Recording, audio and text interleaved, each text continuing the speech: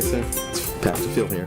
So we were talking about learning how to do soloing over, worship songs, and we're dealing with trying to go beyond just the basic pentatonic scale. But just so you know, the basic pentatonic scale is the foundation of pretty much all popular music, even worship music. And our job as worship musicians are to be able to create a good, solid musical foundation for the worship team singers to be able to do the things that they do. We're talking about really having a good, solid grasp of the material, and then when it comes to things like solos that might be part of that, which do happen, is that our solos are not to draw attention away from the worship. It's just it's parts, fills in between verses, for instance, that are left open in the composition that's been written, that you're basically able to add a little spice into the song. That's the reason why that's done. It just adds kind of a bit of color to a piece of material, even a worship song. And some songs have more than others. Some songs have no solos in them. But when they do, it's good to be able to understand what to do so that you blend in with the whole ensemble of the you're talking about the keyboards and the drums and the bass and that kind of thing. And again, a solid foundation for the worship team, whether it's a single vocalist or a group. And again, you don't want to draw attention to yourself particularly. Your solo is something that blends in with the overall composition of the music, but it's something that is pleasing to the ear when you have that space between verses, and in other situations like that, maybe at the end of a song, or maybe in the intro of a song. So with that, I've created a loop in my looper, my trusty RP360 pedal that a Digitech pedal. It's awesome. And with that, I've done a 4-chord progression. Starts off G major, goes to a D major, an E minor, and then a C major. And I've got a little combination there that I've worked out. So 4/4 time, nothing serious, and I've worked out a very simple solo line that I'm going to play starting off really simple, and then I'm going to start adding little things to it as we go. Okay, so it'll enhance as we go, so you can see how it sounds in a more of a simple format, and then you'll hear and see how my hands and my fingers are basically doing some additional things, like some grace notes, that are based on like 16th feels and things, that are where you're anticipating, before the next measure, before the downbeat of one of the next measure, the note that the note you're aiming for, you've got some notes before that, and sometimes they call that a pickup, but in this situation you're looking at 16th notes just at the end of a measure that go into like a quarter note in the beginning of the next measure, the downbeat of one in the next measure. So let's go ahead and get the loop started, and then you can see what I'm doing, and we'll add some more to it. I'll start basic, and I'll add some more complexity to it, but some things that are basically very accessible and easy to do. You just have to train your hands to do it, and train your ear to hear how to use it and when to use it. All right, so let's get started. Okay, let's get our loop started here. There we go.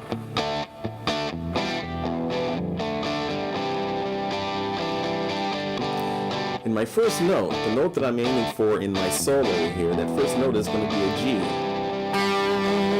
See that right there? So I'm going to play it very straight, very clean as possible, and then I'll add the enhancements to it. Okay? 1, 2, 3, 4.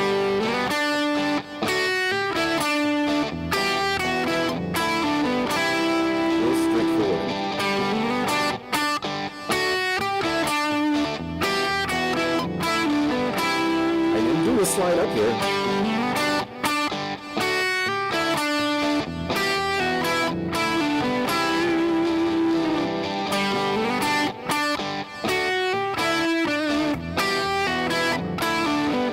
Okay, let's add that grace note then.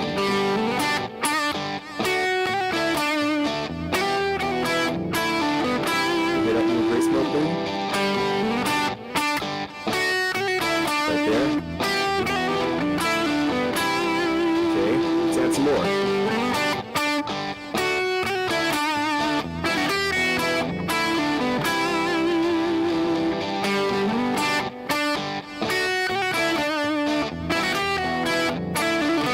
Let's add some bass notes in the beginning part.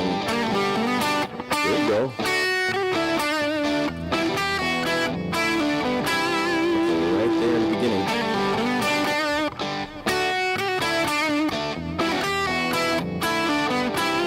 Notice I add some vibratos now.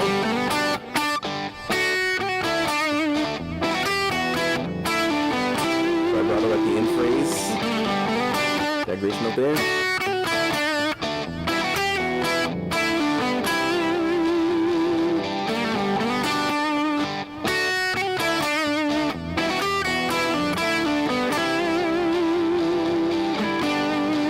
So you see what's happening there is that I started pretty straightforward.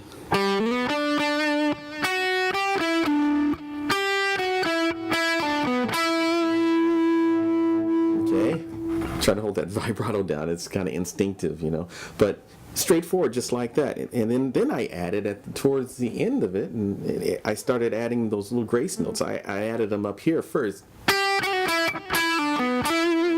So here in the beginning, I'm trying to aim for that G note that I know is going to be in the downbeat of 1, but I added those little notes before that measure, before that downbeat of 1, that are a couple of 16th feels, where you've got right before that next measure, that downbeat of 1 for the G, you heard that, and that's where my hands start doing little extra things that really kind of start adding. So let me show you a little bit more in the next section here. Okay, let's continue here. Let me show you a little more of what I've done here, and just to kind of give you a little bit more insight into where I'm at here. And you know, we're playing that G major. That's the first note. That's the first chord of the progression, and that's where I'm going to start my solo at. You know, and that really works well if you're trying to basically blend into what's going on harmonically, and your note choices. You know, you're not trying to come from someplace way high up there. You never start your solos, you know, really high up unless you're trying to do something that kind of stays in that region up there. You know, just you know, the proper ways of building a solo. Some guys they do everything up high, but you know, you're just like you're just trying to create a solid foundation music bed for singers to sing over, not to draw attention to the band, right? So again, you know.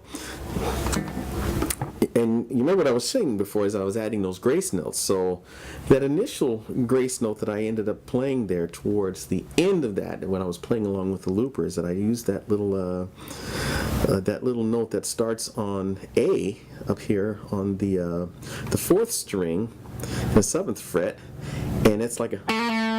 So you'd see that as, you know, a couple of 16th notes, or you'd see a 16th, you know, grace note, what that looks like on a page, you know, with a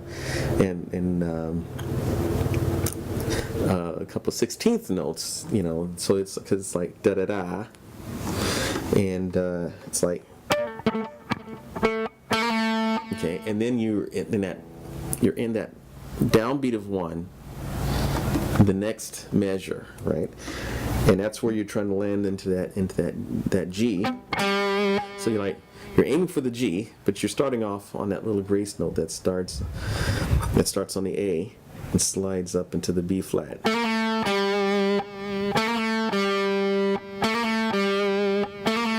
Right? So I'm starting off 1, 2, 3, 4. Okay, and you saw initially I already had a slide in the beginning of that, so I was sliding, and I slid all the way up to a B, and then I go to a D, right, and then there's an F sharp above that, and another grace note, right, that goes into to G. Again, you're in G, right? So you know, but it's a little grace note, same kind of a situation.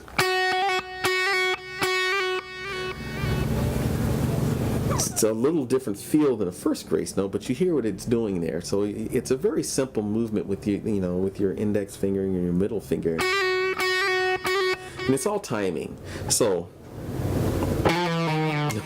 wrong. Here we go. Back in that.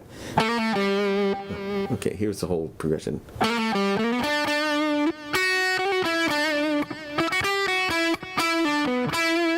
So you see, I added a few things. It went from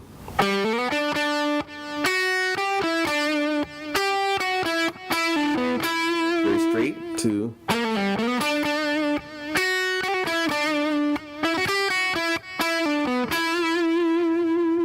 okay, and I added all that vibrato in there. You heard that there was vibrato in the midst of that, and when it was the more straightforward example,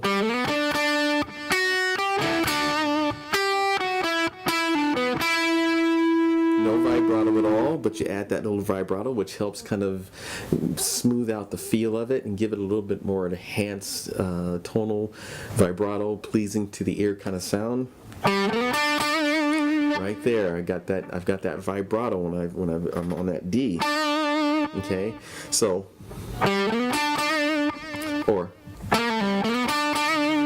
okay, that vibrato, and then we continue on that F sharp, and then the grace note.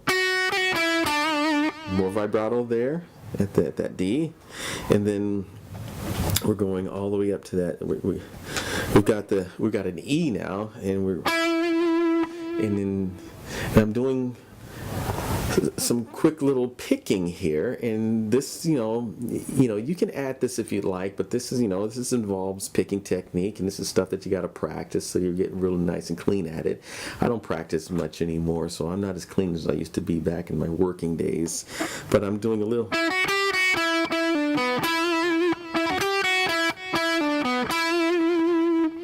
So here's the whole progression with all the enhancements.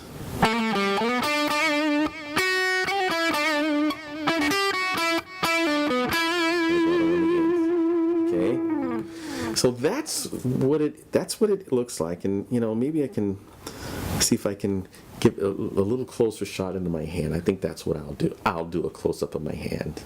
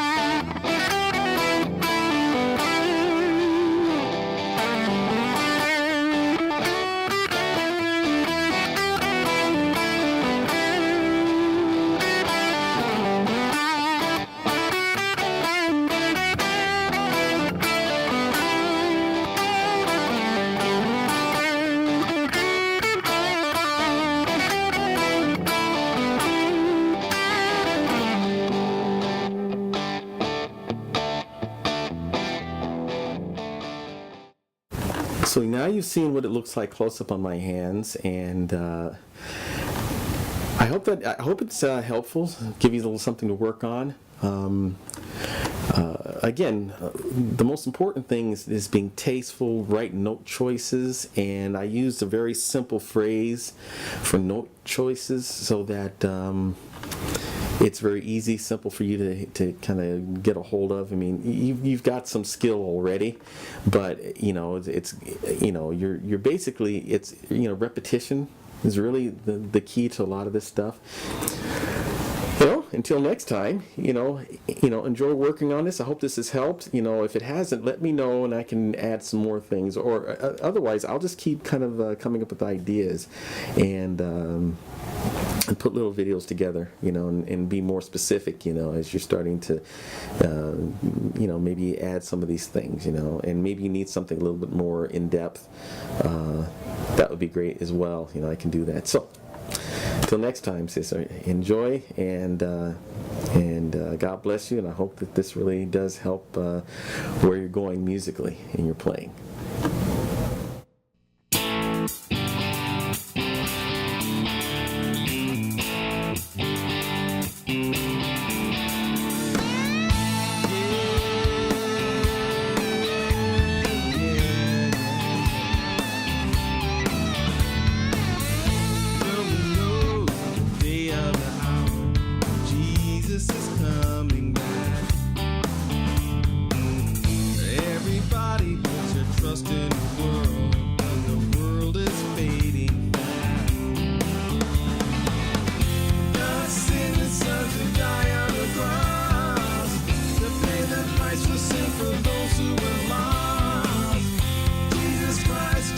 Darkness to light.